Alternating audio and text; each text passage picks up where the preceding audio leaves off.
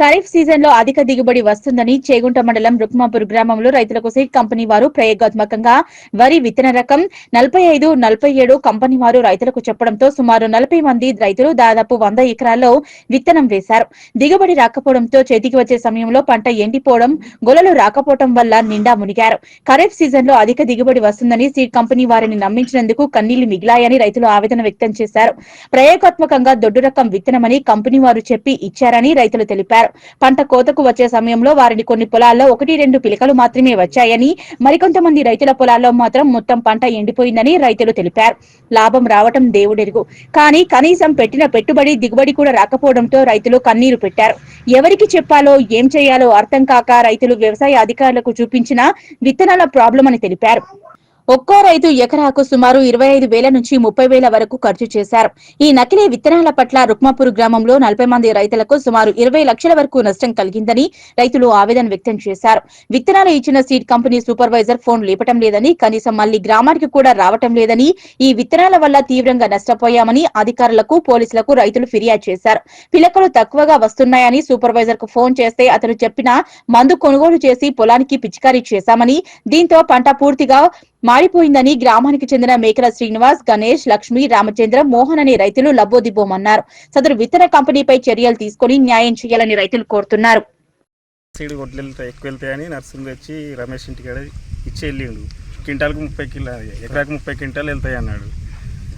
IKP rate కంటే 100 రూపాయలు ఎక్కువ పెట్టి కొంటామంటే మేము తీసుకెళ్ళి, ఇక నర్సులు తెలుసు కాబట్టి రిసిప్ట్లో మాకు ఏది ఇవ్వలేదు, నమ్మి తీసుకెళ్ళి వేసినాము. సుమారు 98 బ్యాగులేమో ఇచ్చిండు 100 ఎకరాలకు. అందరం మంచిగా 2 ఎకరాలు 4 ఎకరాలు వేసినాము. అది ఈంత లేదు, ఈయన కాడికి గొల కొద్దిగా చిన్నగా అవుతుంది, నష్టమైపోయి గంటనేమో 3 గంట ఇంత ఎలా వస్తుంది, దానికి వెళ్ళేటి 3 కర్రలు 4 కర్రలు వెళ్ళినాయి. మొన్న రమ్మంటే వచ్చిండు, మళ్ళీ సారం దొరికొస్తాను వెళ్ళిండు, ఫోన్ లేపితే వస్తలేడు, చేస్తలేడు. విషయం రాకపోతే అగ్రికల్చర్ ఆఫీసర్కి ఒక కంప్లైంట్ ఇచ్చినాం. నేను పోయి పోలీస్ స్టేషన్లో కంప్లైంట్ ఇచ్చేసి వచ్చినాను. సిడీ చూడడానికి వరి చూడడానికైనా వచ్చారు.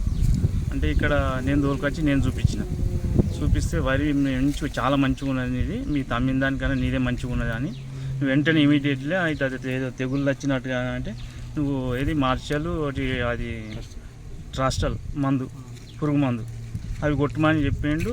అంటే అయితే మరి నేను ఇవాళ కొడతావా సాయంత్రం అంటే, ఇవాళ ఏడ పంపు పెట్రోలు దొరకాలి, పంపుతో కొడతా, రేపు తీసుకొచ్చి కొట్టుకుంటాను అన్నా. సరే ఇది కొట్టినాక పొటాషియం యూరియా అవి చల్లేసాయి అని చెప్పిండు. నేను ఇక తెల్లారి అడిగిపోయినాను, ఫర్టిలైజర్కి అడిగిపోయి అక్కడ గ్రోమర్ షాప్ రాజు దగ్గర పోయినా. ఆ ఫోన్ కాంటాక్ట్ నా ఫోన్తో ఆయనకు సిడి అయిన అది రాజుకి ఇచ్చిన, సాధు అనే సిడి సూపర్వైజర్ వాళ్ళు వచ్చి చూసిన, ఆయన మందులు చెప్పిండు రాజుకు, గ్రోమర్ రాజుకు ఫోన్ చేసి చెప్తే వాళ్ళే మాట్లాడుకున్నాక నాకు 4 డబ్బాలు ఇచ్చారు. ఇచ్చాగానే అవి కవర్లో తీసుకొచ్చి తెల్లారి డబ్బా తీసుకొచ్చి కొట్టేసిన. 16 డబ్బాలు చేయమంటే ఇంకొక డబ్బా ఎక్కువనే కొట్టేసుకున్నా.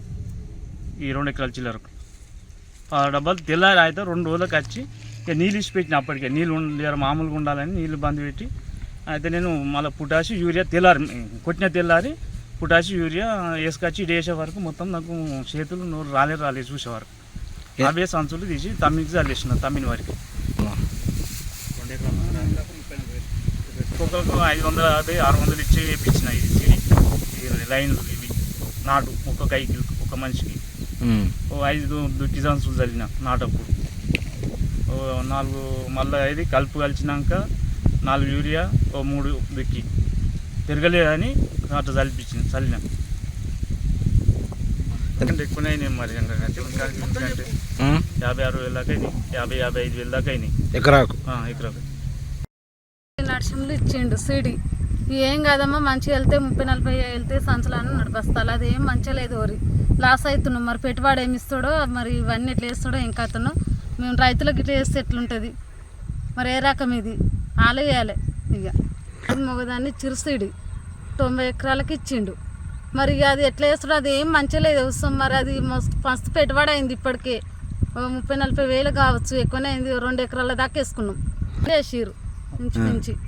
ఇక మరి ఎట్లా వేస్తారో మీరు ఎట్లా వేస్తే అట్లనే సాయిగా పెట్టుబడి మాకైతే ఇప్పియాలి, పెట్టుబడి మందమన్నా ఇప్పియాలి. మొత్తం లాస్ అయినా మేము ఇప్పటికైతే మంచిగా ఉండదు.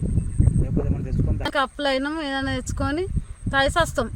మాకు పిల్లలు మరి మేము ఈ సీడ్ మంచిదని ఇచ్చిండు నడిచిండు, ఇట్లా చేస్తుండు పొలం పళ్ళు నడిచిండు. రమ్మన్నా కానీ రాలేదు, చూసిపోలే. విత్తనాలు ఇచ్చినప్పుడు ఇచ్చిండంటే మళ్ళీ రాలే.